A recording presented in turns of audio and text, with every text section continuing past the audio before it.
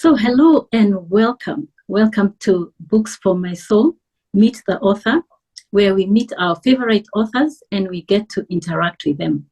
Today we have with us Gilbert Angana, who is an executive leadership coach, and he'll be talking to us about his latest book, Engaged and Productive. Gilbert has authored 4 books. This is his most recent one, and I'm so excited to be able to talk to him about this book today. Welcome, Gilbert. Thank you very much, Pauline. I'm excited to be here too, to really share about the insights around this book. Wonderful. So, Gilbert, I know that you're an executive coach. I see that you coach leaders, you coach them on career, you do life coaching. But tell us a little bit more about that. What is it exactly to be a leadership coach? Okay. So first I'll say that maybe just a brief of background is I've worked in the corporate space for some of the big banks in the country and also in telecommunication for a stint of around 15 years. So in that period I felt that there's a gap within the leadership spaces in organization. And I just felt compelled, like God was calling me out to the marketplace to be able to now use the experience that I've gained, because I'd actually moved to levels of top leadership positions. And all through the years, I've seen some gaps in terms of the way we as leaders hurt people that we lead and all those many things, even in top organizations. So I felt compelled to go out and run a marketplace ministry in coaching, in leadership teaching and training, and in consulting around leadership development to help leaders now dive into that. Lead with love, lead with valuing people and believing in people. So I think that's the reason why I took the lead to start Ascent Leadership Group, an organization that is focused on advancing leadership, advocacy in Africa and beyond through those 3 things: coaching, teaching, and consulting. Yeah. That's why I'm here, and that's why this book is also here. Yeah, excellent. You know, Gilbert and I are members of Kenya Faith Writers Network, and he sits on the advisory board. And so I've interacted with Gilbert severally. But, you know, before this interview, Gilbert, I went to your website and I saw you had coached for up to 400 leaders to date.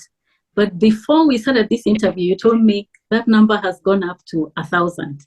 Is that in the last 3 years, correct?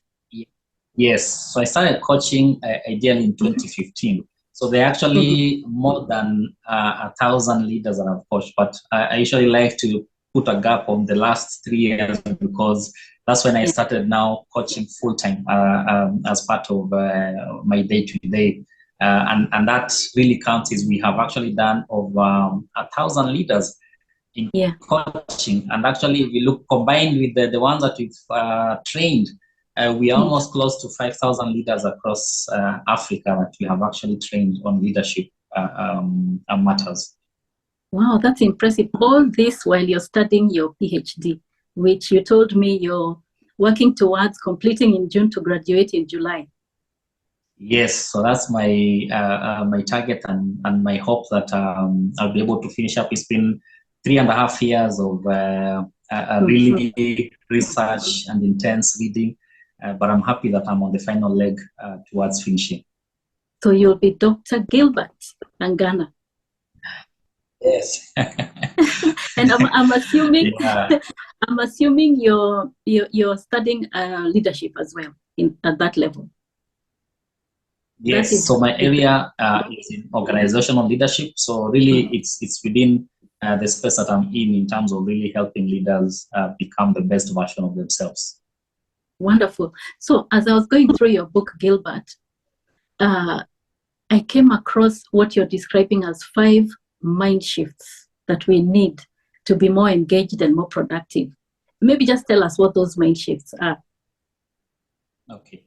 So first, a little bit of a background is that the reason why this book is there, if you look at today's organizational landscape, is we have very many young people who are what we call now millennials and Generation Z in the marketplace today and doing some great job in different organizations. But globally, and this is a statistic that is there and are based on data in the developed market, there was something that was called the Great Resignation from 2020 moving into even last year, 2022, where people were actually leaving organizations to pursue their own personal agenda because of pressure, because of the way leaders were leading and so on.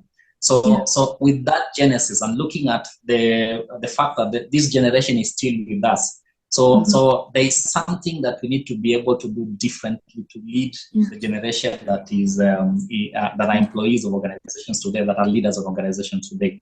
So that's why the essence of this book is to answer what's the future of your leadership as a leader. How will you lead differently so that then you're able to ensure that the generation that you're leading today is actually wholly engaged and highly productive. So that's why I talk about then the 5 mind shifts. The 5 mind shifts are based on 5 questions. So the first question that I try to address is, what's the purpose of your leadership as a leader? So when you answer that question, I bring in the solution that the purpose of your leadership is actually to lead with influence. So there's an aspect of the mind shift that you need to move from authority to influence. How do you start influencing your team rather than leading with authority?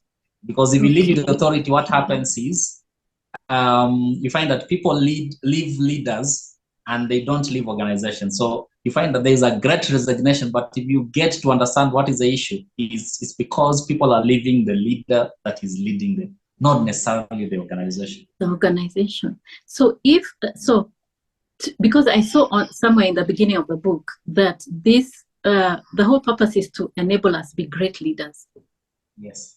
Be great leaders. So and I'm hearing the first mind shift I need to make is to move from authority to influence. I think that's a great concept, because you can force people to do things because of your authority, but the better way, and I think the more effective way, is by influencing them positively, right? Yes. Okay. And actually, because and people ask, how do I influence? How do I stop leading with authority? And I share there some critical aspects on how you can be able to do it. And the first one is for you to be authentic in the way you lead, for you to be vulnerable as a leader, and actually for you to lead with empathy as some of the things that you can inculcate, so that then you can start seeing a shift in terms of how you influence your team rather than leading because you are the leader and the authority in that season. By force, by fire, eh? Leading by force, by fire. Yes. Okay, take us to number 2. So the number 2 is actually the inquiry that I'm trying to answer there and support the leaders to understand is, how do you work with those that they lead? How do they work with the people that they lead? And this then will help, this will require them to actually have the mind shift of moving from ego to appreciative. So from ego, you find that because we are in authority as leaders, because we know we have experience, because we know we are there because maybe we've done our years in the organization and so on. So we have this ego that I'm the leader. I make decisions, follow my decision and so on. But the idea of if you want to engage and connect with your team better, then you have to remove that ego and you start appreciating people. You start appreciating people for who they are and the effort that they're bringing in the organization. And that's the whole discussion around diversity, equity, and inclusion, because you can't lead with accept diversity of your team. You can't include and ensure that you include everyone in your team and provide equitable discussion in terms of mentorship and coaching if you don't appreciate it. Wow. You know, Gilbert, I'm tempted to ask you to stop at number 3 so that we don't reveal everything. But before we do that, you know, I've led a number of organizations where a large number of the people or those in the organization are volunteers. And we say in such a scenario, the currency of paying volunteers is appreciation. I didn't know that applies across the board. That is not just for volunteers that you need, because they don't expect to be paid, but they do expect appreciation. So I didn't know this is across the board, that whatever kind of team you're leading, you need to appreciate them. Yeah, true. Because I mean, today we have people, you find that they've worked in an organization for almost 10, 20 years. But all the leaders that they've worked with have never even just come up and say, you've actually done great at this thing. This is fantastic. So you find that people like to pick mistakes rather than picking the positives and fund them. So most of the leaders pick mistake and expound them when you make. But when you do something that is great, they don't expand to the same level as the way you do a mistake. And that's the whole aspect of appreciation. Yeah, and doesn't that bring out the best in people when you appreciate? Of course, point out where areas of growth, but when you appreciate, I think it brings out the best in them. Yes. Yeah. So number 3, and I think we leave our reading audience to take the book and go up to number 5. But number 3, I'm curious. So number 3 is I'm trying to help leaders understand what is their role with those that they lead, because most of the leaders don't understand what's their real role with those that they lead. So this then helps them. I help them to understand the shift from communication to connecting. And in this particular case, why I'm saying communication to connecting is because when we are leaders, we love communicating. When information is passed to us from top leadership or from the board and so on, we are good in terms of communicating for our team members. But we don't understand how do we bring that communication in a way that then is accepted and also appreciated by the team. And then the team can actually be able to pick out that communication and run with it as if it is them doing it and not a directive from the leaders. And that's where the aspect of connecting is coming in. How do you find ways of connecting with your team in a way that when you share information, they don't see as if it's a directive from the leader, but they see as if they own it and they run with it to ensure that there's success in that particular area. And that's where there's a challenge with most leaders. You find that they're good in terms of giving instruction, communicating direction and so on, but they don't connect with their team. So their team then end up doing the bare minimum to just survive within the organization, to ensure that they don't have issues with the boss, but they are not doing exceptionally well so that the organization can actually move to a higher productivity. And that's where the difference is. And that's a shift when we learn from communicating to connecting. Then you find that connecting is beyond communication. Okay.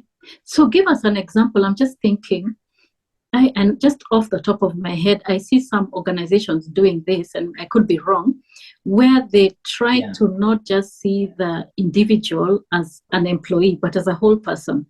So, for example, taking care of issues, I'll just say, like for ladies, for example, many years ago, when you had a new baby, you got 2 months leave, shauri yako, come back after 2 months. But now I'm seeing, a softer, more humane way of dealing with the fact that I'm an employee, yes, but I also have this other part of my life. I don't know, is connecting at that level, I mean, seeing the person as a whole person and appreciating that the other parts of their lives also impact what they are doing. Is that part of connecting, or is there something that's more specific? Okay, so that's part of it, but that more covers on the aspect of appreciation. And of course, it also covers on something that maybe we'll not talk about today, in the other mind shift in terms of cheerleading. But connection, for example, is you find that many organizations today have what we call core values. And these core values are actually values that possibly were created by a few leaders who went into some discussions somewhere, and they felt they went into some few discussions, and they said, which are the values that will drive our organization?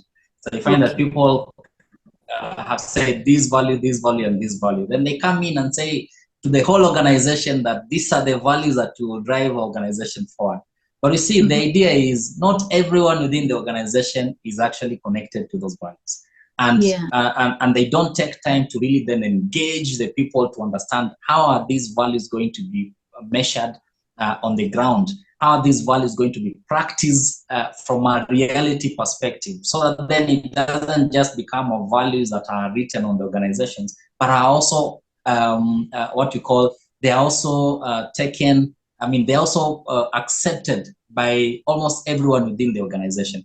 So that's why you find that organizations that succeed, especially in living out their core values, are the ones that they actually engage all employees, and they understand how these values are connected to their own personal values. Because if your organization values are not connected to my own personal values, then what happens is I will not be able to engage with those values. In fact, I will not leave the organization values. So that's why you find there's some disconnect, and the teams then become, yes, there are values that the organization is driving from a top management, but they are not really accepted by the employees across the different areas, and they don't leave it.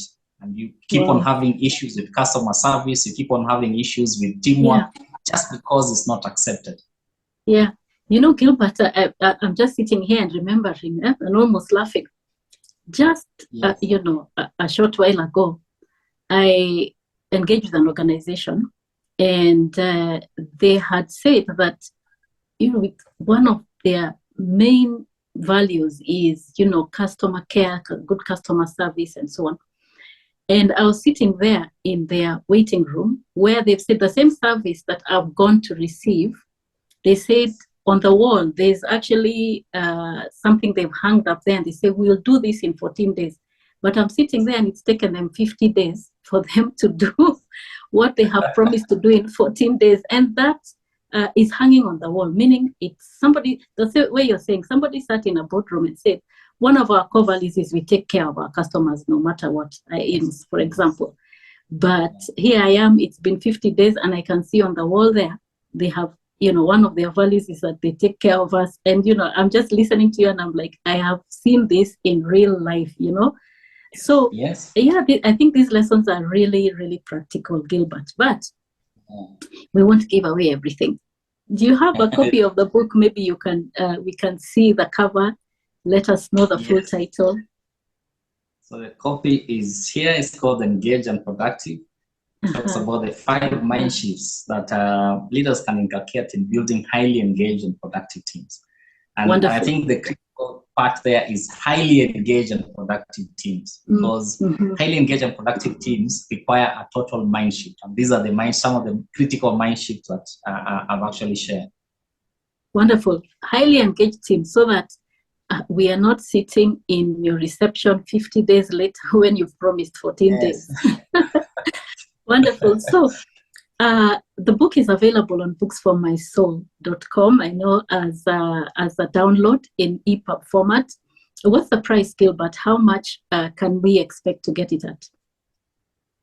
So the book is available at for Kenya shillings. It's 1,250, 1,250.